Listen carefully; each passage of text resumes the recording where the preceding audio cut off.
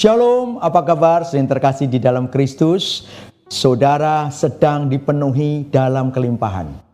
Anak-anak Tuhan percaya bahwa Tuhan sedang menyiapkan berkat untuk saudara nikmati. Puji Tuhan, yang terkasih. Mari saudara, Gema pada hari ini kita sama-sama belajar dan merenungkan firman Tuhan yang terdapat di dalam Yohanes 10 ayat 10. Pencuri datang hanya untuk mencuri dan membunuh dan membinasakan. Aku datang supaya mereka mempunyai hidup dan mempunyainya dalam segala kelimpahan.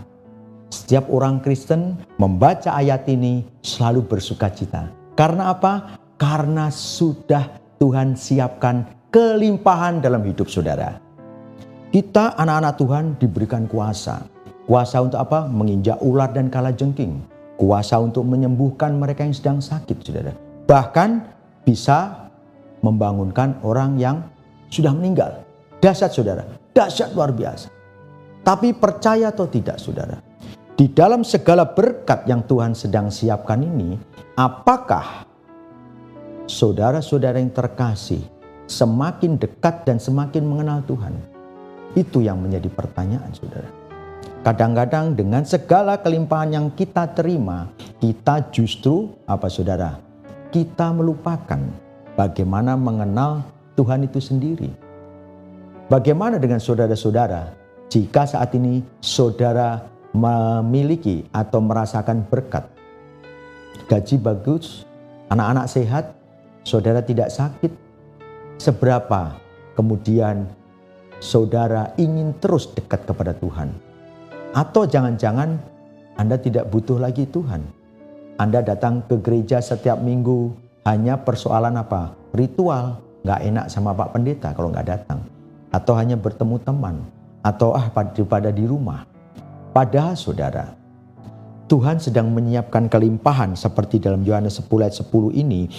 Kelimpahan tidak hanya berbicara sekedar berkat secara jasmani. Tuhan sedang menyiapkan kelimpahan yang ada di dalam diri saudara. Saudara baca, supaya mereka mempunyai hidup, saudara. Hidup seperti apa? Tuhan, aku masih hidup kok, gitu loh. Maksud di sini hidup itu adalah hidup yang bukan sekedar hidup, saudara. Tapi hidup yang mempunyai dalam segala kelimpahan. Ada sesuatu yang keluar dalam diri saudara. Saudara jika melihat air, ya, saudara tuangin air, saudara sedang melihat gelas, dituang air terus menerus lama-lama apa? Luber, melimpah. Sama dengan hidup saudara. Jika Anda sedang berkelimpahan itu tidak hanya berkelimpahan secara jasmani, tapi berkelimpahan secara rohani. Anda rasakan luapan kasih, luapan pengenalan akan Tuhan, saudara.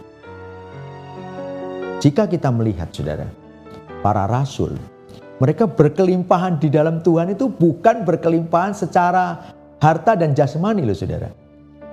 Rasul Paulus justru katakan ketika ia mengalami penganiayaan, mengalami tekanan, justru itu ia rasakan. Roh yang berkelimpahan di dalam Tuhan. Saya akan bacakan saudara di 2 Korintus 12 ayat 10. Karena itu aku senang dan rela di dalam kelemahan, di dalam siksaan, di dalam kesukaran, di dalam penganiayaan dan kesesakan oleh karena Kristus. Sebab jika aku lemah maka aku kuat. Seberapa di antara saudara rela? Aku rela menderita. Aku rela dianiaya. Aku rela disiksa. Karena dalam siksaan itulah Rasul Paulus katakan apa saudara? Mengalami kekuatan. Sebab jika aku lemah maka aku kuat. Hari-hari ini kondisi saudara seperti apa? Saudara diberkati terus menerus. Anda justru tidak merasakan kekuatan. Atau justru Anda tidak merasakan kelimpahan itu. Tapi justru ketika Anda mengalami berbagai persoalan saudara. Kesesakan, penganiayaan, mungkin Anda ditekan dalam persoalan apapun. Kemudian Anda menjerit kepada Tuhan. Anda berdoa sungguh-sungguh kepada Tuhan. Anda sedang diproses pada Tuhan. Justru itulah Anda merasakan kekuatan. Tuhan di dalam diri saudara. Hari ini saya mengajak saudara untuk merenungkan bagaimana kekristenan, bagaimana hubungan saudara dengan Tuhan itu menjadi sesuatu yang berkelimpahan. Anda rasakan dari dalam diri saudara. Terus belajar mengenal Tuhan lebih dalam lagi. Maka saudara akan menikmati apa itu kelimpahan itu. Tidak hanya sekedar hidup, tapi hidup yang berkelimpahan. Amin, saudara-saudara. Mari kita berdoa. Segala puji, hormat, syukur bagimu Tuhan. Terima kasih Tuhan. Hari ini aku mau belajar Tuhan. Bagaimana mengenalmu lebih sungguh. Bagaimana aku dibentuk, diproses seturut dengan kehendak-Mu. Aku mau hidupku tidak hanya sekedar hidup Tuhan. Tapi hidup yang berkelimpahan Tuhan. Aku rasakan Engkau di dalam hidupku dan terus meluap. Dan mereka orang-orang di sekitarku merasakan Engkau Tuhan melalui hidupku. Terima kasih Tuhan. Di dalam nama Tuhan Yesus kami berdoa dan mengucap syukur. Amin.